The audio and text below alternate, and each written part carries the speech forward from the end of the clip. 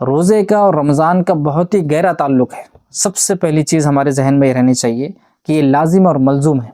نہ روزے کو قرآن سے الگ کیا جا سکتا ہے، نہ قرآن کو رمضان سے الگ کیا، نہ قرآن سے روزے کو الگ کیا جا سکتا ہے،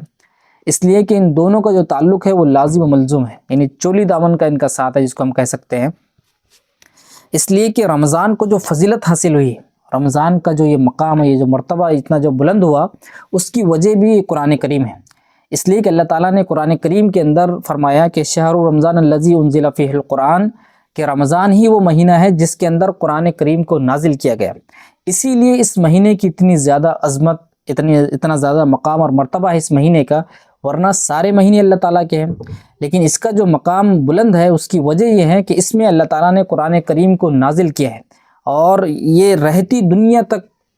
یعنی قیامت تک کے لیے اللہ تعالیٰ نے اس میں پوری انسانیت کے لیے ہدایت کا سامان رکھ دیا ہے۔ اب ہدایت صرف اور صرف قرآن کریم سے حاصل کی جائے گی۔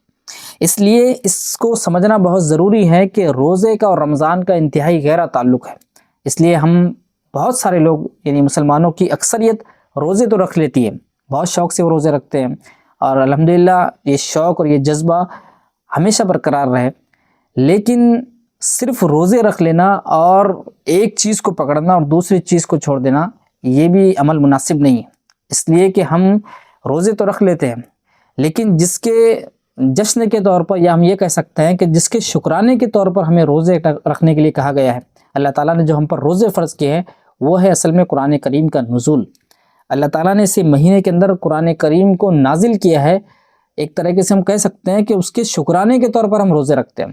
اس لیے ہم صرف روزے رکھ لیتے ہیں، لیکن قرآن کریم سے جو ہمارا تعلق ہونا چاہیے، یا قرآن کریم کو سمجھنے اور سمجھانے کا جو ہمارا رویہ ہونا چاہیے، وہ کمزور رہتا ہے۔ یہ بھی ہوتا ہے الحمدللہ، بہت سارے لوگ قرآن کریم کی تلاوت کرتے ہیں، اس کو پڑھتے ہیں، لیکن وہ بھی پھر صرف پڑھنے کی حد تک رکھتے ہیں، اس کو سمجھنے کی کوشش نہیں کرتے۔ اس لیے یہ جو مہینہ ہے، اصل میں ہمیں اس بات پر غور کرنا چاہیے کہ یہ قرآن کریم جو اللہ تعالیٰ نے ہمیں دیا ہے، اس مہینے کے اندر تو ہم کم از کم اس بات کی کوشش کریں کہ قرآن کے کچھ اسباق کو لے کر یا کچھ صورتوں کا ہی مطالعہ کر لے کم از کم، کہ سمجھے کہ اللہ تعالیٰ نے اس کے اندر کیا رکھا ہے، ہمارے لیے ہدایت کا کیا سامان ہے۔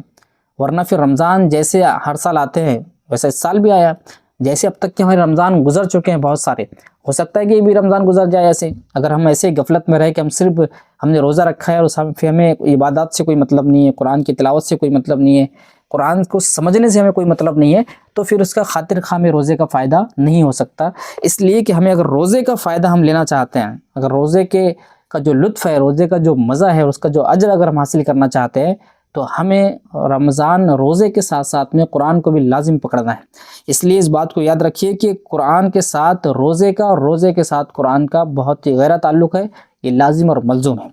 اسی کے ساتھ ساتھ اب قرآن کریم کا جو مقصد ہے وہ اصل میں ہدایت ہے۔ اللہ تعالیٰ نے جو قرآن کریم نازل کیا ہے وہ ہدایت کے لیے نازل کیا ہے۔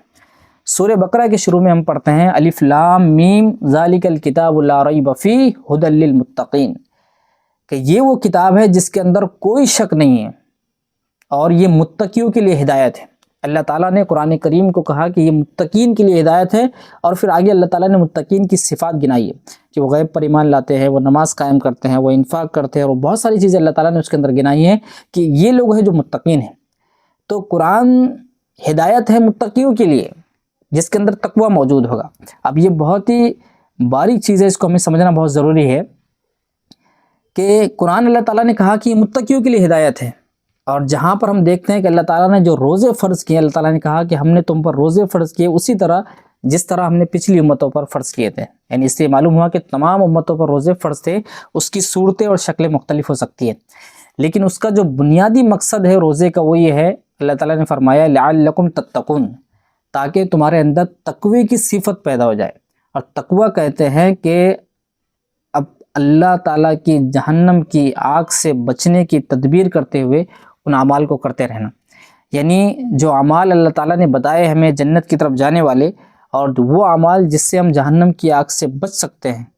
وہ اعمال ہمیں ان اعمال سے بچ کر اور جنت والے اعمال کر کے ہمیں اللہ تعالیٰ کے قرب کو حاصل کرنا اور اس تقوی کو حاصل کرنا ہے۔ اس لیے کہ تقوی کا مطلب ہوتا ہے ڈرنا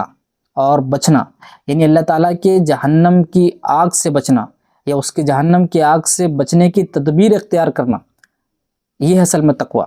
اس لیے اللہ تعالیٰ نے فرمایا کہ ہم نے جو تقوی روزے فرض کیے ہیں اس کا اصل اور بنیادی مقصد یہ ہے کہ تمہارے اندر تقوی کی صفت آ جائے، اور تقوی کہتے ہیں اللہ تعالیٰ سے ڈرنے کو، خوف کھانے کو، جہنم کی آگ سے بچنے کو۔ قرآن کریم میں اللہ تعالیٰ نے فرمایا کہ تم اللہ تعالیٰ کا تقوی اختیار کرو جہاں کہیں بھی تم ہو، جہاں کہیں بھی تم ہو اللہ تعالیٰ سے ڈرو اور تقوی اپنے اندر پیدا کرو۔ یہاں پر کچھ باتیں ہمیں بنیادی طور سے سمجھنا چاہیے، وہ یہ سب سے پہلی تو یہ چیز ہے کہ اللہ تعالیٰ نے کہا کہ قرآن کریم متقیوں کے لیے ہدایت ہے۔ دوسری بات یہ ہے کہ اللہ تعالیٰ نے جو روزے فرض کیے اس کا مقصد اللہ تعالیٰ نے بتایا کہ ہمارے اندر تقوی پیدا ہو جائے۔ اس کا یہ مطلب ہے کہ اللہ تعالیٰ نے جو روزے فرض کیے ہیں وہ بنیادی طور سے ہمارے اندر تقوی پیدا کرتا ہے، اور وہ تقوی ہمیں تیار کرتا ہے قرآن کریم سے استفادے کے لیے، قرآن کریم کو پڑھنے کے لیے، قرآن کریم کو سمجھنے کے لیے۔ اس لیے کہ جب ہمارے اندر تقوی آ جائے گا تو پھر ہمارے لیے قرآن کریم سے ہدایت حاصل کرنا، قرآن کریم سے رہنمائی حاصل کرنا یہ بہت آسان ہو جائے گا۔ یہ دونوں چیزیں بہت گہری ہیں، یعنی قرآن سے استفادہ وہ کر سکتے ہیں جو متقین ہوں، اور روزہ اس لیے اللہ تعالیٰ ہمیں رکھواتا ہے تاکہ ہمارے اندر تقوی کی صفت پیدا ہو جائے۔ اس کا مطلب یہ ہے کہ تقوی اس لیے تاکہ ہم قرآن کریم سے استفادہ کر سکیں۔